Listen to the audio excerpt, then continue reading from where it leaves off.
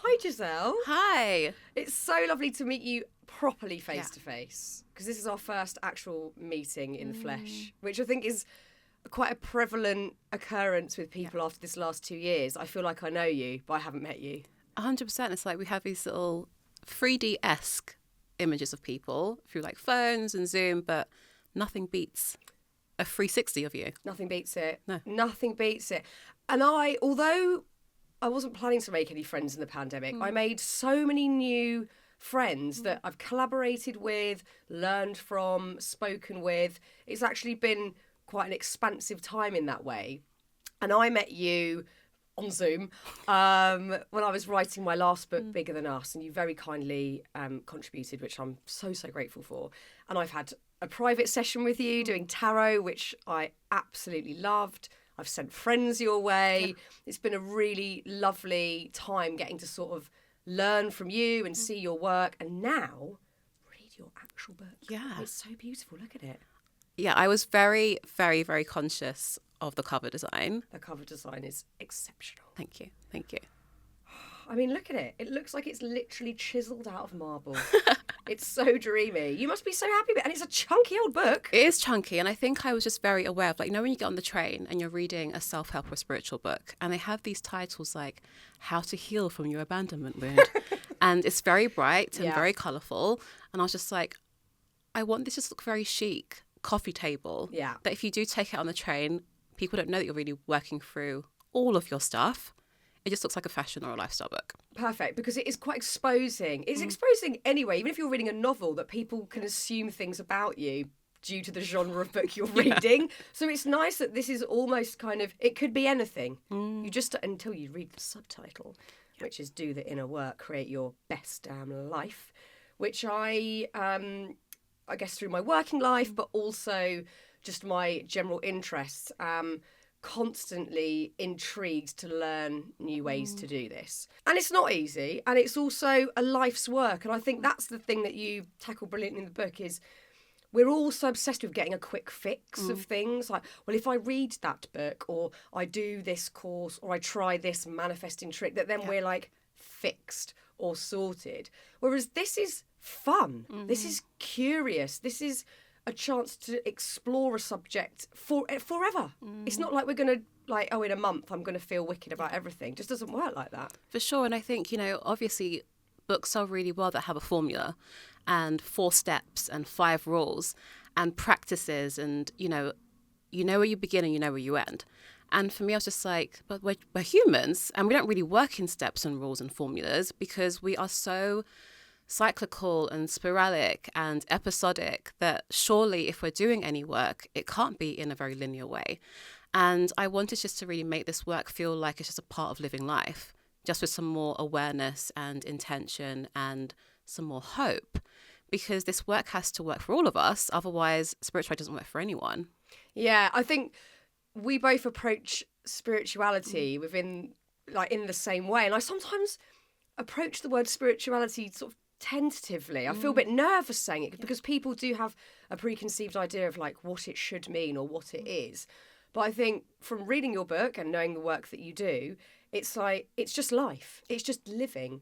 And in your book, there are not only anecdotal stories, but also tips and advice and moments for us to actually stop and, as you just said, have that awareness. It's simple. It's not like we need to go on some fancy retreat or buy a certain expensive crystal or, you talk about this in the book, spirituality is not like a cute little hobby or something a bit weird and hippie where you have to go to some shop that sells wind chimes. This is just like living your life. For sure. And I think that, recently as spirituality has risen so much in prominence, which is amazing, it's also come with it, so many rules and expectation and superstition of you can only be spiritual if you know something, if you have a crystal, if you know how to manifest, if you speak a certain way.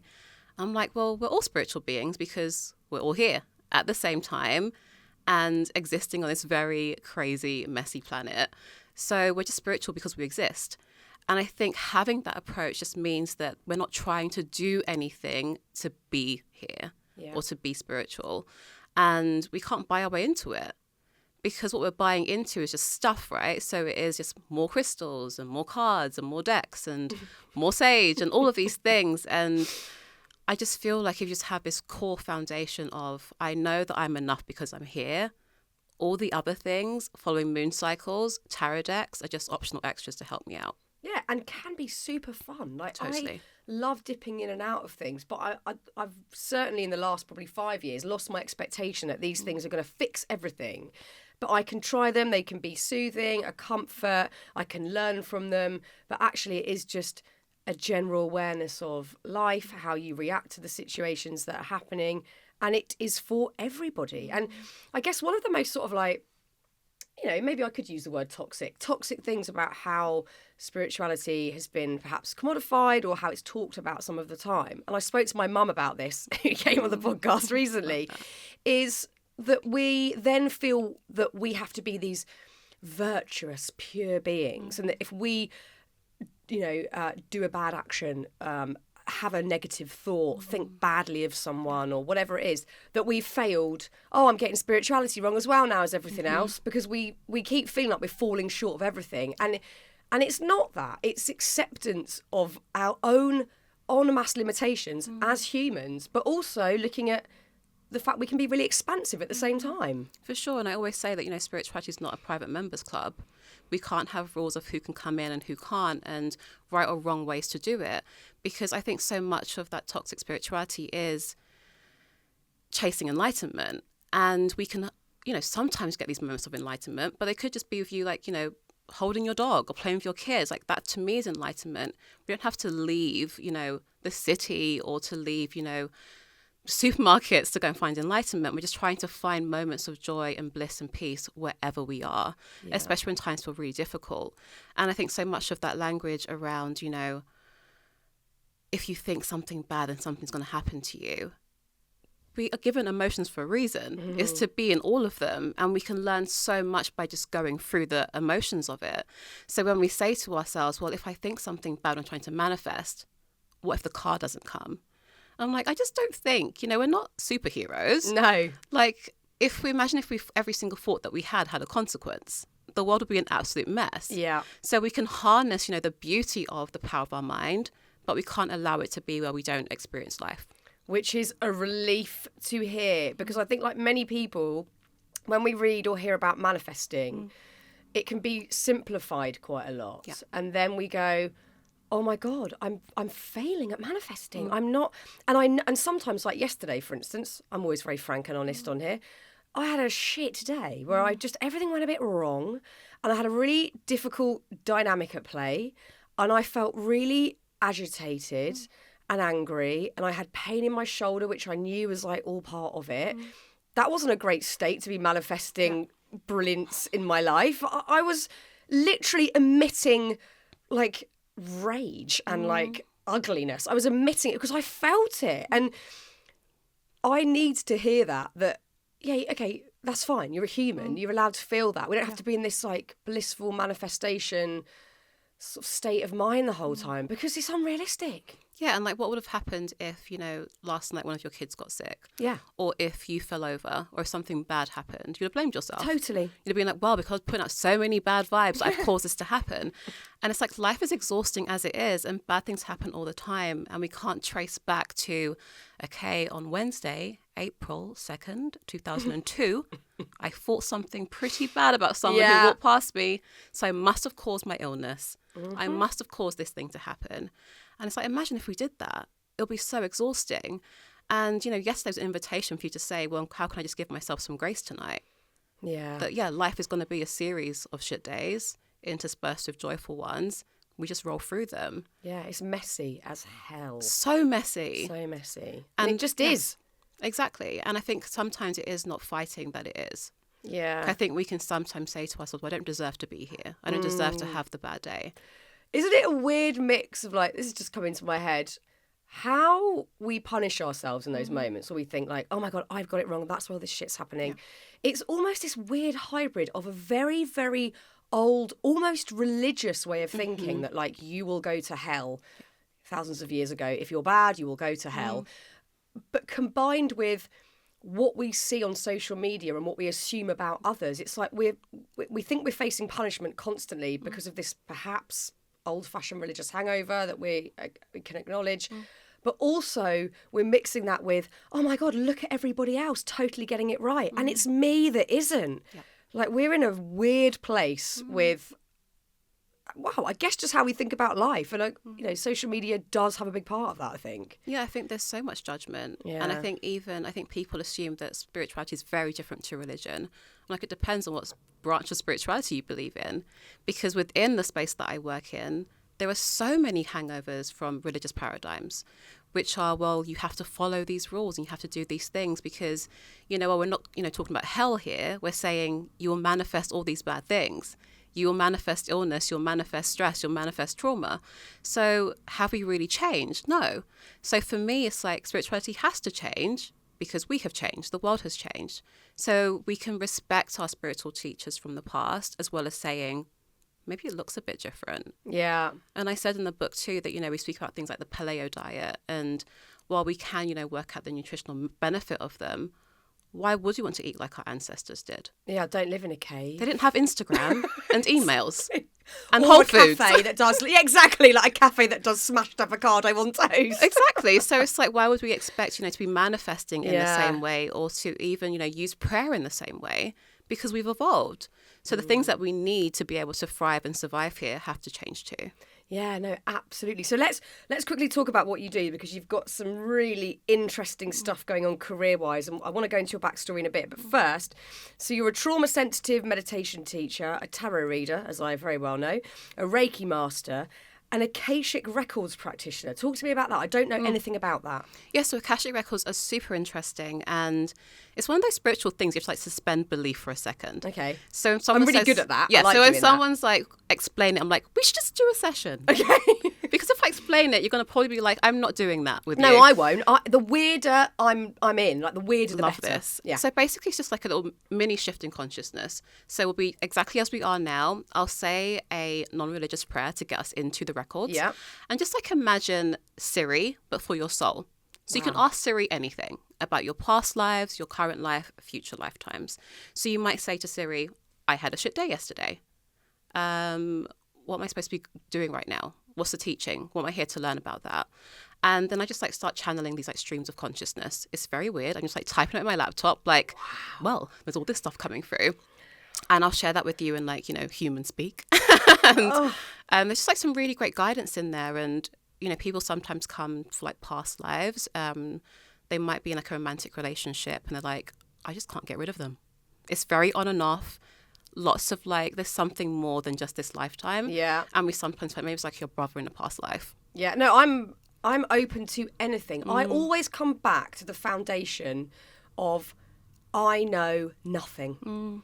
I literally know nothing. So I'm open to everything because we don't have any solid fact or proof on anything. Even, people just saying, oh, well, there was a big bang and then we evolved into humans and we're just here.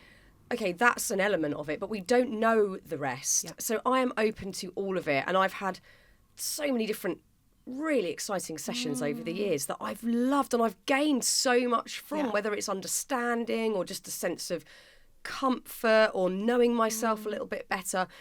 I think it's absolutely incredible. And you say in the book, and obviously I've done tarot with you, that you're not healing somebody, you're facilitating their healing. So talk to me about that and how the sort of the energy of that, the energetic transfer of that. Yeah, so I think that, the thing that's in common with all of the practices I do, be it tarot, records or meditation, is I'm just guiding you through the process. I'm holding your hand through your life experiences. And I think for me, there has to be that empowerment given back to my client, because I think so much in this space, we outsource our healing to someone else. So we say, well, I can't work this out, so you have to be able to work this out. So I'm asking you to heal me. And in that process, I get called like a healer in magazines. I'm always like, I'm not a healer at all. And there's people who stand really proudly in that, and that's completely fine and their choice. But for me, your body knows how to heal itself. So if you have like, a scabby knee, your knee knows how to heal. You may have to get a plaster and keep it clean to facilitate the healing process, but your body knows how to. So on an emotional, mental and spiritual level, you know how to heal. But because we're so disconnected to those bodies, it feels so incredibly far away and out of our control. So my work is just to almost be that mirror to you that says, well, let's look at this. So I don't think there's any point for me in fortune telling. I don't think there's any point in wowing you for past life. I'm only telling you that stuff to help you with what you're going through right now. So even if I'm telling you about, that you were a skier in France in like 1600, it's not just for fun. It's because there's something within that past life that may help you to navigate your marriage right now. So I'm always bringing things back to what's happening now and how can we work through that. But it's really liberating for all of us to hear that we have the propensity to heal in an emotional sense, moving through very challenging aspects of life. Yeah. But first of all, it's not promoted because, on a really superficial level, advertising works on the basis that we are lacking and we need something, and then we buy it and we're supposedly happier, but we're not. And we know that, but we're sort of stuck in that cycle. Yeah. But also, I guess, on perhaps a more global level, humans are more easily controlled when they feel a bit out of control or scared. So it's not readily promoted that we have the inner power to do that we can heal ourselves, that we've got all the knowledge, all the wisdom. It's in every single one of us.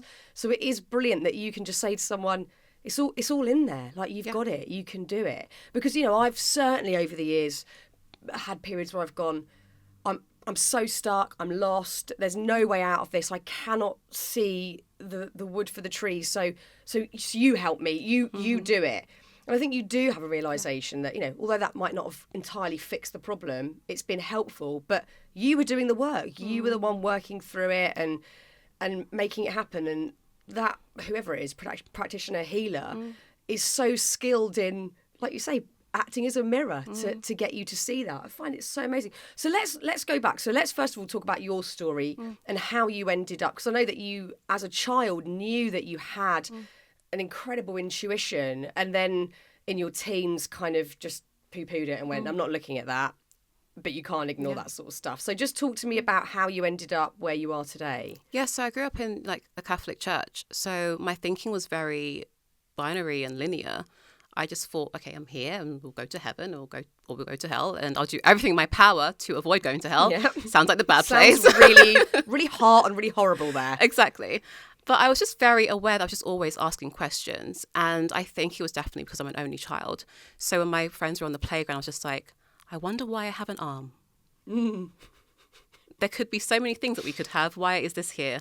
And I would look in the mirror and be like, wow, like I'm just like a human being. And I thought this was very normal until I realized it was not that normal. I should have just been playing with my dolls.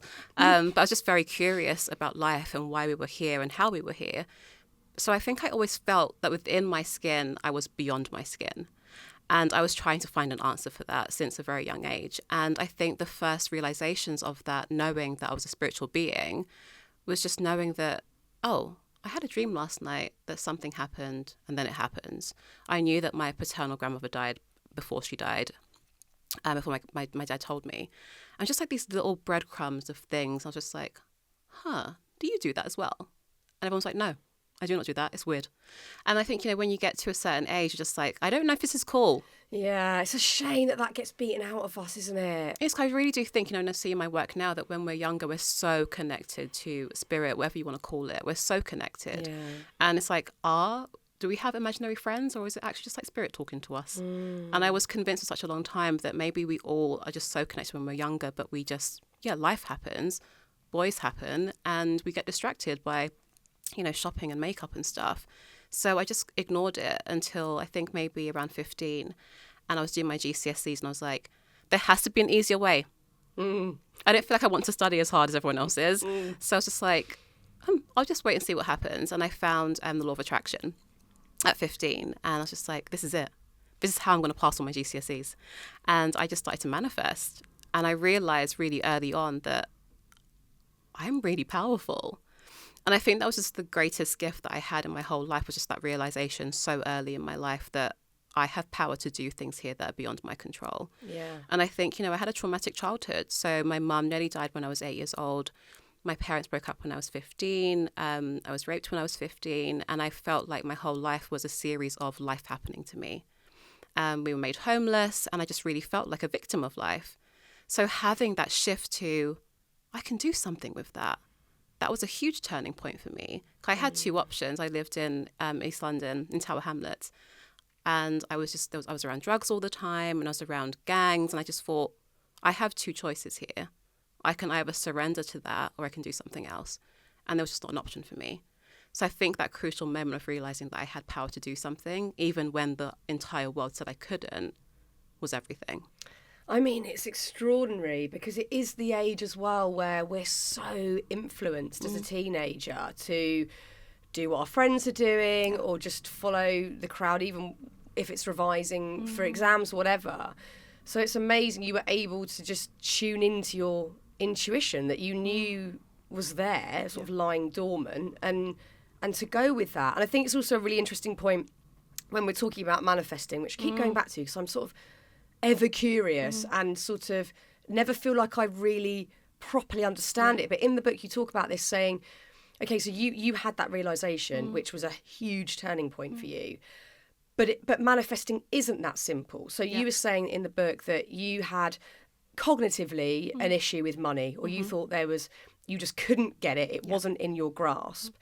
But it wasn't as simple as, I'm just going to manifest loads of wealth, let's go. First of all, you had to look at your ancestry, the racism that you'd been subjected to, where you lived, how your parents had survived. And after unpicking that, then you can go, I'm ready, let's start afresh. So I'm imagining, you know, it's always an interesting combination when there's a spiritual element teamed with, whatever you want to call it, inner work, or if it's therapeutic work, or your own sort of self-healing. That's really powerful when teamed together. For sure. I think there is, you know, we always want proof of things working. So much of manifesting now is linked to like neuroscience, for example, as a way to legitimize it, which obviously it helps, you know, to sell courses and books and so on, to say that, you know, there's actual science behind this.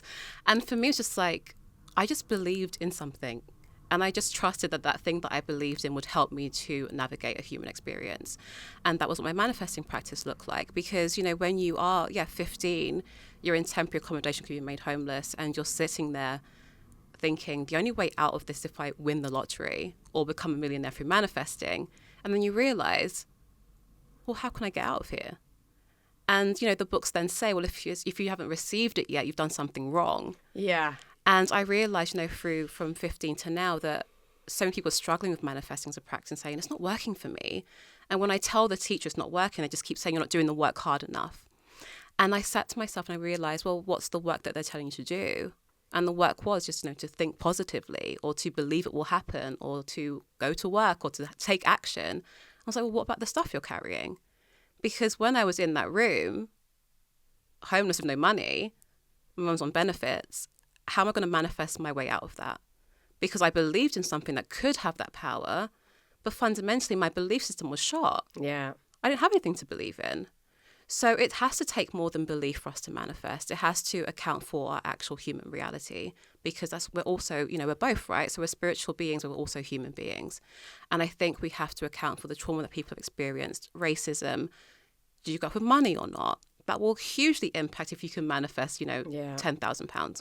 And what you're told as a kid, you know, like you said, whether it is racism or whether if you've had health issues and you're told you can or can't do certain things around that, or just if you had parents that didn't give you sort of self-esteem and self-belief, you know, we have to look at that stuff before we get to the bit where we go, now I'm open to working through this, and, you know, in whichever way you choose within the sort of spiritual genre. It's, again, I think it's really liberating. It's really, rather than us sort of keep feeling, I'm getting it wrong, I'm not manifesting, I'm not working hard enough, I'm not believing this enough. It's not that simple. I think that can sometimes be the sort of problem with how spirituality can be talked about very generally, is that it's really sort of truncated and simplified. Your book isn't, as I said, it's chunky as hell. It's all in there. And you break this stuff down so we can feel empowered. It's about empowerment, isn't it? Feeling like you have some control over your life, and an acceptance of the bits where we don't have any control, which is also going to be a thing. So let's actually, you know what I want to talk about? I'm jumping around a bit here, but when talking about your backstory, I was also so intrigued and loved reading about your maternal great-grandmother. Is that correct? Yeah. Again, when my mum came on the podcast, it was a real opportunity to look at the sort of poor mental health that had been in her side and her lineage. And that I found really, I guess, empowering, learning about that. But your maternal great-grandmother, you learned, had all this amazing wisdom and knowledge and these very specific practices that she used. So tell me a bit about that. I think it came at when I realised that she did, it came at the perfect time, because in the spirituality space, we're speaking a lot about, who has access to this work. We're speaking about cultural appropriation and the use of certain practices and tools and who's allowed to use them. And also it's like, it's just not a very diverse space at all. I didn't see anyone reflected back to me who looked like me when I started doing this work 5 years ago. And it was really hard to accept that. I questioned all the time, am I allowed to be here? And I think too, there was, on the other side of the spectrum was the conversations around, well, if you are, Black, for example, or from like a poverty background or financial insecurity, then manifesting just might not be for you, because, you just need like some actual money and some action. You have no time to be thinking positively. And when I realized that, my great grandmother did this work, and she was, a doula and a healer, she did cupping, and she was such a woman of faith. And I realized so much of that just passed through me.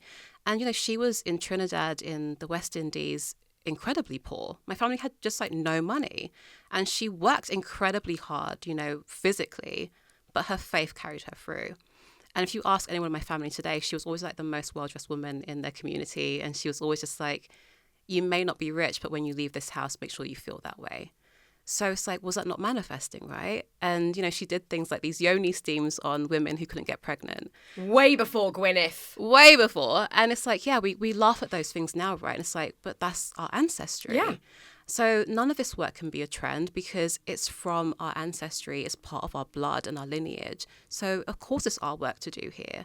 And I find it so hard that, so many people in the Black community don't engage with spirituality because of Christianity primarily. And it's so hard to accept that, because it's exactly our work to do. Yeah. And it was stolen and removed from us. The same with, in India, Ayurveda wasn't allowed to be practiced there because of colonial rule. And it's really hard now, feeling like, well, why are we not seeing as many, Indian practitioners doing Ayurvedic practices and so on? So I think there is like this really great space for us to be moving these things forward, but also recognizing where they came from. Absolutely. I mean, that's been certainly one of the joys for me, is learning about all of these different practices and the origins, and that will forever be interesting. And, luckily I get to have these conversations all the time, or if I'm doing research for the books and have these conversations and learn this stuff, because we'll only be presented with a very two-dimensional version of all of these practices unless we dig a little bit deeper, because they'll get warped and moved on. And also, you talk about cultural appropriation in the book in a really wonderful, very expansive way where, yes, you're absolutely looking to the origins and honouring either the birthplace, if that is recognisable, because sometimes things have been so cross-pollinated over the years, it's very hard to find out what came from where.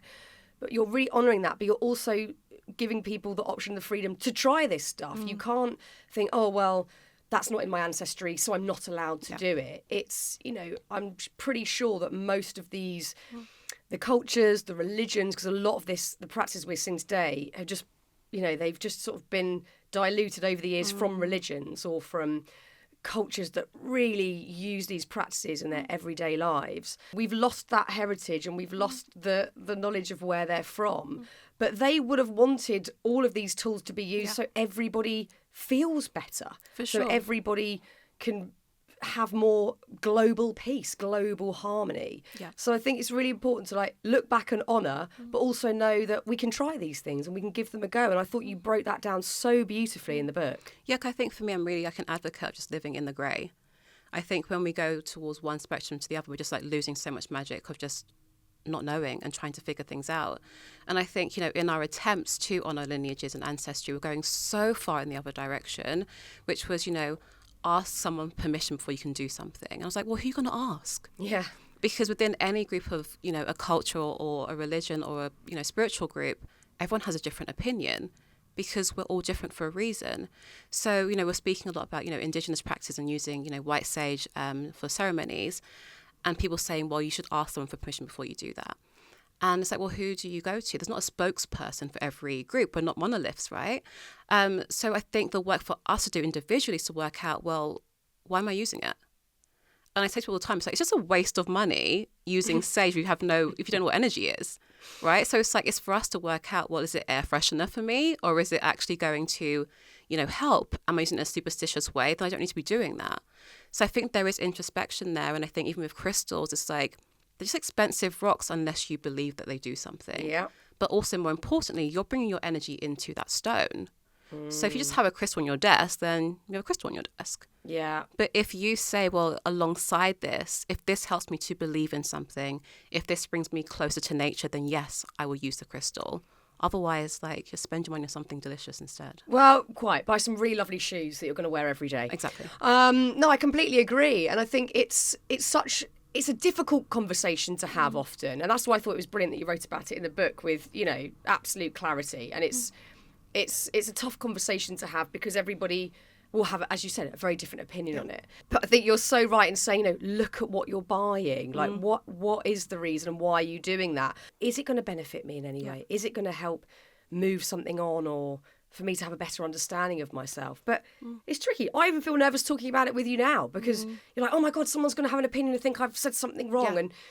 And I guess that's also where nuance goes a bit missing because 100%. I would never want to offend anybody ever. I'm a people pleasing little Virgo arsehole. I don't want to upset anyone. I just want to learn about stuff, but try new things and with respect. So it's a difficult one to have.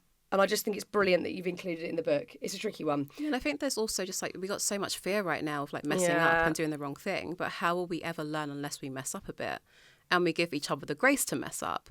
So it's when we speak about things when I think Adele wore Bantu knots at one point. Yeah. And there was a huge spectrum between people who found it deeply offensive and people who just didn't. So if you were saying, well, I'm going to ask somebody who's black for permission to wear Bantu knots, who are you going to ask? Mm-hmm. Because within that group of people, everyone had wildly different opinions. So yeah, we will always offend someone and we will have people who are like, yeah, do your thing. No one cares. I think we just have to give ourselves a grace of if this is going to really work for me and help me to become, a better person, a different person to then teach somebody else something, then surely the practice is worth me learning how to do. Yeah. Don't we all just want to feel a bit better? Exactly. It's not that deep. No, we just all want to feel a bit better. And if we put grace and respect for the origins behind it, even more beautiful, Absolutely. Amazing. But we all just want to feel better. And that's why the work you're doing is so important. Let's talk about intuition. Again, a subject that I'm deeply fascinated with. I've had moments of my own intuition that's almost freaked me out. And then at times I feel like it's just vanished and I don't have any. And it's just like clouds and I just can't see what I'm meant to be doing or what the answers are.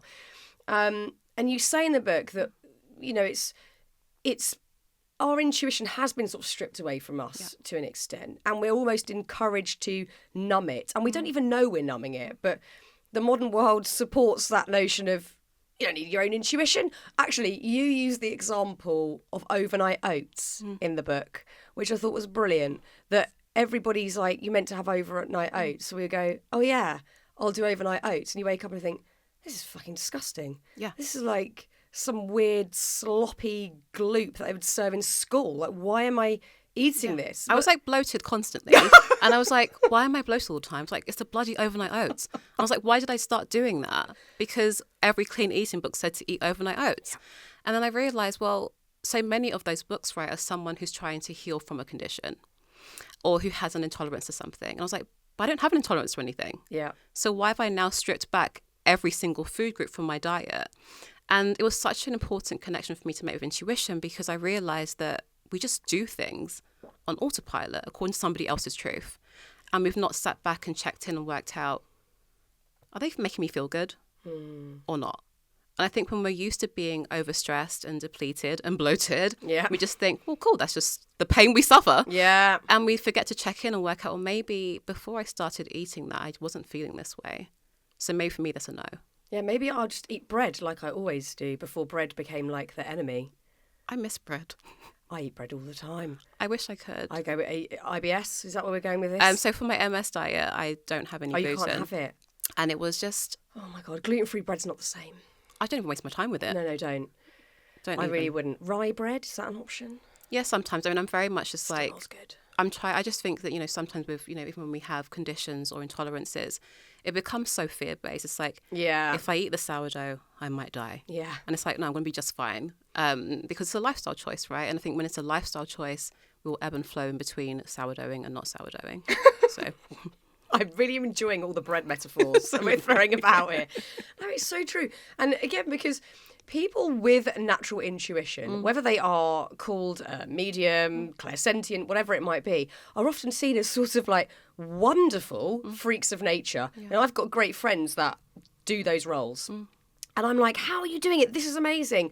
Like there's these special humans that have been born with this skill. We've all got it to varying degrees, but we're just taught to not tap into it. And that it would be a weird thing to have some sort of psychic experience, or it would be a coincidence. Like that wasn't you having any intuition. That was just a like random coincidence. But we've all got it there. So how have you learned to cultivate it, to tap into it, and to use it for your work? Yeah, and I think I just want to say, not to break any hearts, but intuition's not a gift. It's not very special to have it. We all have it. Yeah. It's the same as having a toe. And we just don't connect to it. So I think, even for me, when people call me, you're an intuitive, I'm like, we have the same level of intuition. I'm just more connected to mine. And only because it's my job to, so I spend a lot of time harnessing it. That's the only difference. When I worked in fashion, I didn't have time to do that. So I felt just as disconnected as everyone else did. So the only difference is time and space. And that's the answer to how we cultivate it. And I think the first step is realizing that intuition is not the same for everyone. So I think we spoke about this when we spoke about your book, that the same with like energy, we all feel it to different degrees, the same with our intuition. So for me, as I said in sessions, I might just get streams of consciousness or just like know stuff. For you, it just might be feeling things. So in your book, you said your shoulder was hurting you, and that could be a sign of, I just know I'm really stressed today. So it's going to look very different. So I think we assume that everyone's a clairvoyant, which is seeing things. And we're like, well, unless I have, really vivid dreams or visions, then I'm not intuitive enough. And it's like, I don't really see many things, but I'm still intuitive. So I think it's giving yourself the freedom to know that it's going to look very different for you. So when you have a stream of consciousness, are you hearing something? Is it just arrives? I'm intrigued to sort of understand how you experience that. So sometimes if I'm like doing a meditation, I'll just have this urge to start writing something, and I'll just be like frantically scribbling. And it's like there's not really like a connection between, I've heard something, I'm now going to write it. It's like my hands just like take over. And when I look back at what I've written, I'm like, this is not my voice. I do not speak like this. Wow. And, that's why I channeled the whole book. It was just streams of consciousness that I then sat with. I think I've got like 30,000 word document on my computer of just nonsense. And then just really sitting with that, taking it in quite literally, and then, channeling into human speak and making it accessible. But yeah, like some people have that as the way they connect to their intuition or to spirit, and other people it is seeing things. So in a meditation, it's like, what do you feel the most? Do you tend to see colours, or are you feeling, your tummy aching or tingling? Are you hearing things? Are you smelling things? And that's just all these beautiful like nods and nudges and signs of how we can connect to something. And again, does that, do we start, like, if someone out there is thinking, I've never felt a drop of intuition in my entire life, is the first thing to sort of have the awareness of that? Because, again, we're numbed to such a degree with TV, social media, how much we're on our devices, and that is just us feeling not only disconnected from other people, but from ourselves, and then one level deeper, our intuition. And then I guess not beating yourself up if it's not like the first time you sit there. If nothing arrives, fine. It's a practice. It's something that you have to check in with a lot. For sure, and it doesn't have to be like a very meditative situation. So if you're going to pray every single day, then ask yourself what you want. I think we all have the same orders in the same coffee shops continuously, and we just don't check in. So I'll just have the same coffee with the same syrup every single day. So tomorrow I do something different. And I think, we go into that coffee shop and we just check in with ourselves first and say, what do I want right now? And if the answer is, actually, you know what, I'm really warm, so maybe I'll have a cold drink instead. That's your intuition working. And it's that simple. And the more that we can live that way, the more we're just like saying to ourselves, I trust you. Because we only actually want to speak to our intuition when shit hits the fan. Yeah. It's like, okay, so It's an SOS. 100%. It's like, hey, it's me. And your intuition's like, you have not spoken to me. Yeah. In years. You've been ignoring me for so long, as if I'm going to pop up now with the words you need to hear. Exactly. It's like in these like really big moments of like, should I move cities? We think we'll just have the answer. But it is just like those really small things of, you know, choosing between a coffee and a smoothie every morning that signals to ourselves, I can trust you. And until we can foster that trust, there's just no benefit. It's trust, isn't it? Because I think most people, we don't trust ourselves. No. And again, it goes back to the overnight oats. We're so used to everyone telling us what the hell to do that we think, I don't know. I need someone to tell me what to eat and what to drink and what to do and what to wear and where to go and where to live. And we just don't check in. And again, something's just sparked my memory from another part of the book where you're writing about, even if it's awful situations in our life or relationships that we find very troubling or a job that we don't like or whatever it might be, so much of this stuff is habit and we just don't realise it, but we go back to the bad stuff because it feels safe. And I can see that in my own life, stuff that I find challenging. I know I'm a bit stuck in and I feel safe in that because the alternative, obviously, is to do things differently, which is terrifying to all humans. We don't like change. We don't want to embrace newness because we assume it's going to be more tiring or we have to expel more energy because it's all new and whatever. And a lot of it's habit. It's bad habit. It is. And I think it's just knowing that, you know, like the book title says, you know, create your best damn life. But your stuff doesn't want you to create your best damn life out of fear. So when we're always saying, like, hey, I'm going to make these big choices, when they come, we're like, you know what? I'm good. I don't want to do that. So even for some people, it's like doing a podcast interview, is their whole body saying, you can't do that. You're going to be really dumb at that. What if you don't get any words coming out? So you say, yep, actually, I can't make that. So then what happens, right? No one gets to hear your voice and your magic. You don't get to rise or to shine. So there's like constant cycles of saying no to amazing things because we're too scared to do them. Yeah. Because there's so much safety in the same thing. Oh, I've got loads of those ones that I can't do stuff because it's like, yeah, I'm like still very blocked with a lot of things like that in my life. And I know I need to, try something new rather than fall into that habit. I think it will hit home with so many people. You go, oh my God, I know I'm doing that. I know I'm doing it. And that, again, I guess is the first step, is the awareness to then make a change and do something differently. And also, there's a really interesting subject you discuss in looking at timings. I think the scientific word that you've used is phonology, which I'd never heard of. Is that pronounced correctly? Yeah. And you give the example of a blackbird who will only ever make its first nest in February. If it made it in May, the whole ecosystem is screwed. So it has to make it in February, and everything then follows suit in perfect organic timing. We don't do that in our lives or whatsoever. We are literally rallying against time and natural timings as much as we can. Even like simple things, people wanting to jet off in the winter to a hot country, or sort of like not looking at the seasons or how we eat or whatever it might be. We're constantly just going, timings don't matter, and the seasons and how things naturally grow and evolve. So how do we implement that into our lives? Does that also involve trust? Because we have to trust timings? Yeah, I think when we realise that we're part of this ecosystem, we realise we're interconnected. So something that I do will affect your life in some way at some point. And I think when we have these goals or ambitions and we say, well, you know, why has my person not arrived yet? Yeah. Why has this job not happened yet? Why am I still waiting? What if we shifted that to, maybe it's taking so long because it will come at a time will best benefit and serve me? And I think people believe we're being punished when we have to wait for something. It's like, well, I've done something wrong if it's not happened yet. I'm really resenting the waiting period. But if we knew and trusted that, well, maybe it can't come today because I'm not ready yet. Maybe in a week's time it'll feel better. So I use the example of, you know, if you are applying for a job and you're waiting to hear back or your job's not happened to you yet. I was like, poor Wendy is in your job right now, hating her life. She needs to, like, you know, watch some TV and realise this job is not for me. She needs to have the courage to then hand a resignation letter in. This could take 6 months. But if that will be the job that will best serve and benefit you, we have just to wait on Wendy's timeline. Yeah.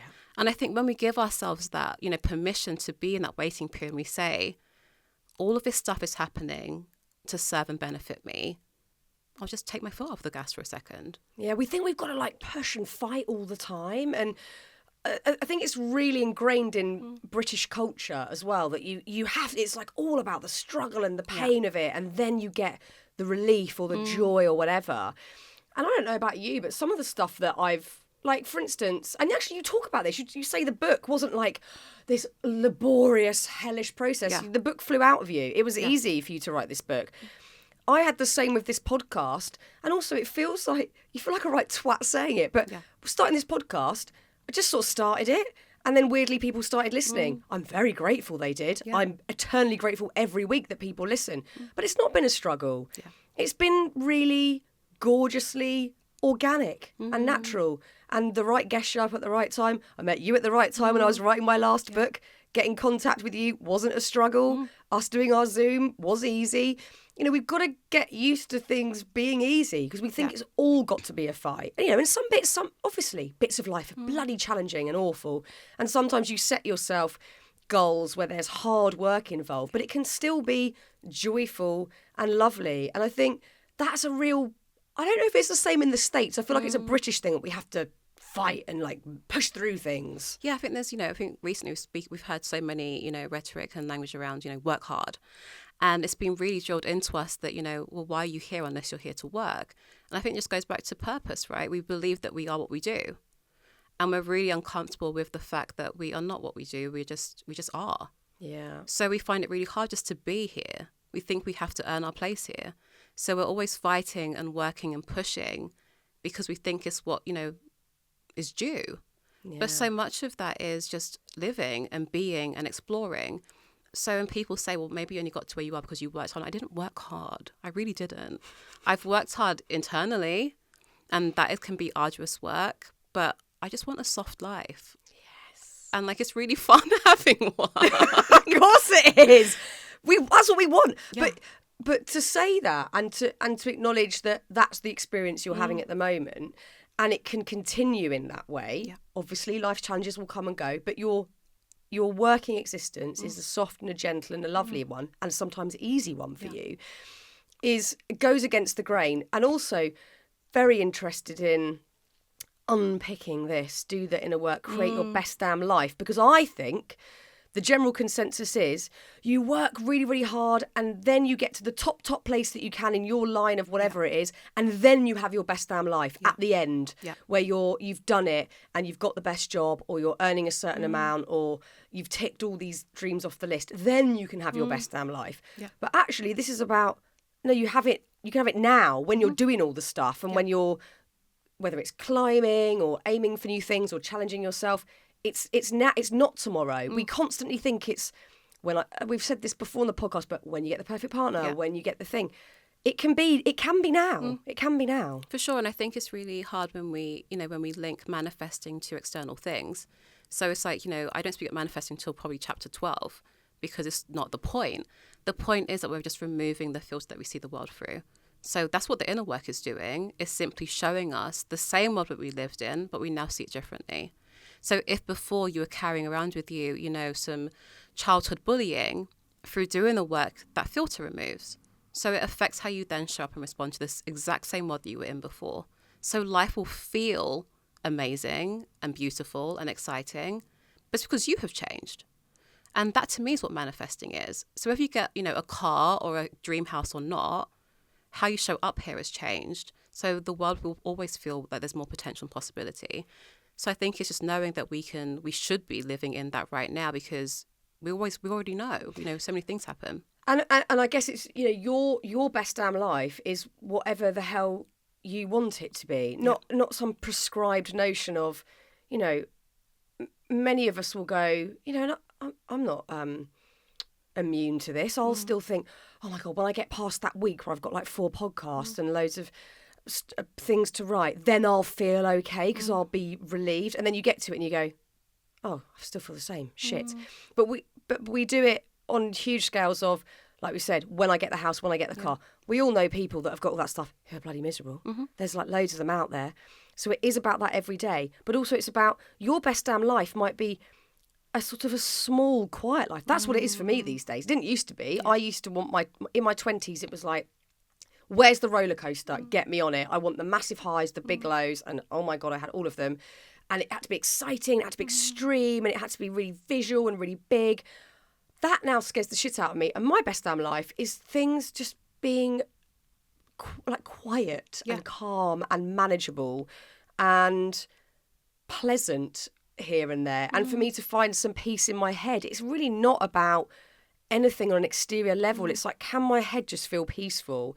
And then that for me is my best damn life. Yeah. But probably more so to do with social media, we might read that best damn life and think, Instagram, I'm on holiday and I'm in the bikini and I'm going out for a night out and everyone's drinking and we're all laughing and it's so fun, and it's like, that's not everyone's best damn life. For sure. And I think, this work only works if you know who you are.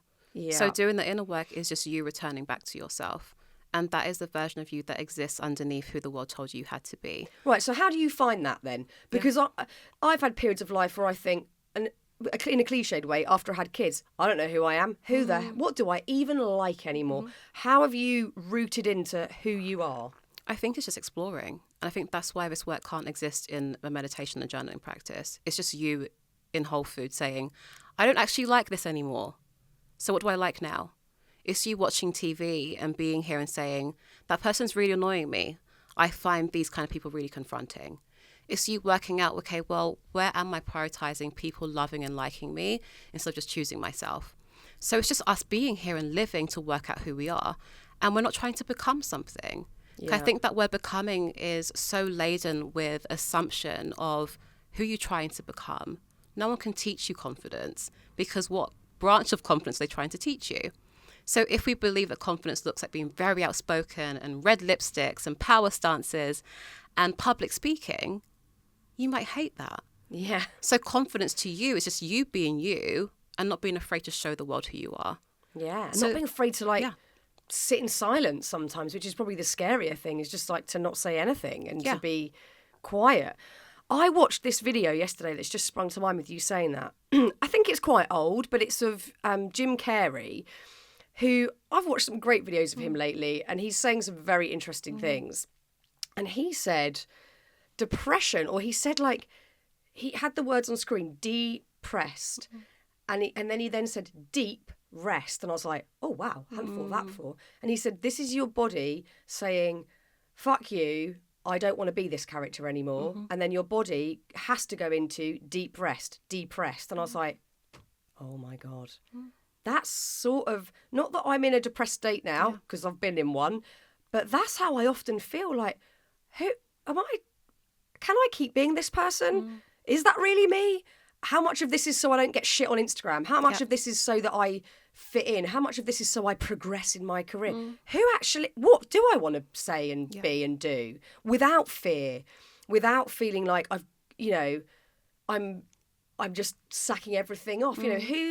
And it's a big question, and it's really hard to get the essence of who you are. But that yesterday just so resonated, like, oh my God, I'm sick of a bit of the characters or the character that I play. Yeah. It's like, it's draining. Yeah, and I think it's also, that idea of returning back to yourself is because we were whole when we got here. Oh, yes. It's only the world that told us that we weren't. So it's like, when you're in the supermarket when you're a child and you're just like touching everything and grabbing people's hair, were you not confident? Yes. You had to be to survive. If you're like, oh my God, what is this? I want to just like lick the earth. You're really confident. Yeah. And it's only when someone told you, you shouldn't do that, then you stop doing it. It's when you went to school and you put your hand up and someone said, I don't think you should say anything. Then you put your hand back down. It's in relationships when someone said to you, you're not good enough. It's in your job that said, you're not smart enough. So it's all of those things that said to you, you're not supposed to be who you are. So when we unpack that through doing the inner work, right, we then realize, well, underneath all that stuff is someone who was already confident and whole and worthy and wasn't distracting or trying to please people on Instagram. That's who you are. And it's not a new character to put on, which is the new enlightened best damn life character. It is who you've always been underneath everything. Yeah. And I guess then, like, I'm just, self-indulgently looking at my own scenario here, but if I concentrate, which I do unfortunately a lot, on exterior projection, so people having commentary on me or what I've said or judgment, it terrifies me. So I have over the years diluted myself, been absolutely silent, turned down lots of work because I don't feel confident in that space. But then I have to go, but what, like you've just said, what is that fear? Because if everybody's saying to me, you're a piece of shit, or you shouldn't have said that, or you shouldn't have done this, or whatever, I am still a whole human that was born into the earth like that. It doesn't matter whatever. It's going to hurt and it's going to feel weird, but it can't actually affect me. I am a whole human who turned up as I did, as you did. Whoever's listening to this, you turned up as you were, and that was perfect and that was fine. And all of that exterior stuff, if we can be blunt, is sort of irrelevant. It is. And I think we believe that that's where the magic is. Yeah. So we do everything in our power to chase and seek validation there when the answer's not there. So when you say to yourself, well, I can only be happy when I get a partner, and they arrive and they're a piece of shit, then you're like, oh, Yeah. like the same version of me is still here pre and post relationship. Yeah. So the answer was always you. And I think with what you said before about, that authenticity piece of people, I always say to people, well, they don't have to live in your choice. So when you say, oh, actually, I can't do that, and you shrink who you are to make someone else comfortable, you have to live in your choice. Yeah. So you'll just be like there in resentment corner, and they'll be like, well, I'm happy because I'm still comfortable. But Fearne's not happy anymore because she's chosen something to benefit me and not her. So it's like you have to live in that choice. They don't. So I had a client once who wanted to elope, but her whole family was just like, no, you can't do that. You need to have a really big wedding. And I was like, well, they'll be mad for like a week, but you have to live for the rest of your life knowing you didn't stand in your choice. They don't have to do that. They're not in your marriage. They're not at home with you crying every night because of the choice that you made. So I think we just have to really remember that we have to live in our choices to make people feel comfortable or not. I think it's the best lesson we can learn. I mean, I am still like rumbling through that one, trying so hard to like learn how to do boundaries and learn how to feel comfortable with other people's discomfort and all of that stuff. But I can see the power in it. I can see the power in having the confidence to say what you need to say, backed by kindness and love, but because it's right for you. And then you feeling peaceful because of that forever, rather than holding resentment, which is physically stored. Like some of my stuff yesterday that lived in my neck was resentment. Yeah. It was resentment and it was there. I could bloody feel it. So I get it. It's the most important thing we can learn. I think I guess we just have to go out and practice it. Yeah, and I think, with boundaries, I think we've given it such a lofty title, which sounds like, saying to someone no. Yeah. When actually just you asking for what your needs are. And that can be in a very gentle way. So you can just say to someone, hey, what I really would love from you right now is just give me a little bit of space. It doesn't have to be an Instagram quote version of, no, I don't want that. Stop talking to me. So I think it's just like knowing that, so much of, I guess, that really therapized culture that we live in, it's just bringing it back down to basics and just saying to people, hey, I just love you to make me laugh today. Yeah. And don't give me any advice. And that's it. More laughter. Don't we just all need a bit more laughter and a bit more levity and things to be a bit less serious? Yeah, that's part of the work, right? The inner work is also living alongside, not only are we always processing and being aware, it's just being here and being human. And people always say to me, well, I think, I love that you watch Real Housewives. I'm like, why would I not watch Real Housewives? Absolutely. I'm watching The Parisian Agency every night at the moment, and I am obsessed. It's the best reality show I've ever seen. But I'll still go out and do my little rituals in the garden and whatnot. I can do both. 100%. It has to live alongside it. So spirituality is just like you being here, being human. You don't have to wear anything special, have crystals, or do anything. It's just having a human experience. I know that this is going on forever, but I have to tell one more story. My friend Alex, who wrote a piece in Bigger Than Us alongside yourself, has got a really interesting backstory. She's from Ecuador. She's done lots of different jobs and whatnot. She spends most of her year now in Mexico. She's just got back, actually, I think yesterday, from a 4 or 5 month stint there. And she lives with the grandmas in Mexico, and she learns from them. She's been doing this for years and years. And she said on one of her first trips, the grandmas were passing around shots of whatever it was, vodka or something. And they went here, and she went, no. She was being very serious about her whole thing. No. I don't want to be intoxicated. I want to be clear-headed for this thing. And they're all like, lighten up, have a shot and have a laugh. And we've made it this really serious, virtuous thing over here where it's got to be serious and we've got to be the biggest empath ever. And it's like, no, sometimes you want a shot of vodka and you want to tell someone to fuck off. Exactly. You can still be a spiritual person. 100%. It's like you can gossip and swear and eat what you want and wear like actual clothes and not linen and just like have some fun and like get drunk with your friends. Like that is a spiritual experience. Yeah, you're laughing. It's a high vibration. Because like if you know that you're a spiritual being because you're here, then whatever you do here is a spiritual practice. Yes. So yeah, I'm a huge advocate for like, it's just not that serious. No, it's really not. No. More fun, more laughter. We all need that more than anything at the moment. Yeah. Like that is what we need. You mustn't feel guilty for feeling joy and laughter. Lean the hell into it. If I learned anything from this podcast, it was when Jane Goodall, who's in her late 80s, said, yes, I can be deeply worried about the environment and then go and have a wonderful dinner with friends that I love and laugh. Like we have to be able to lean into those good moments of joy and have fun. We've got to, it's a gift and we've got to grab a hold of it and enjoy every minute of it. I've loved talking to you today, and I know that we'll do other things together and collaborate further, I hope. But it's a beautiful book. I loved reading it, and thank you so much for coming on today. Thank you for having me.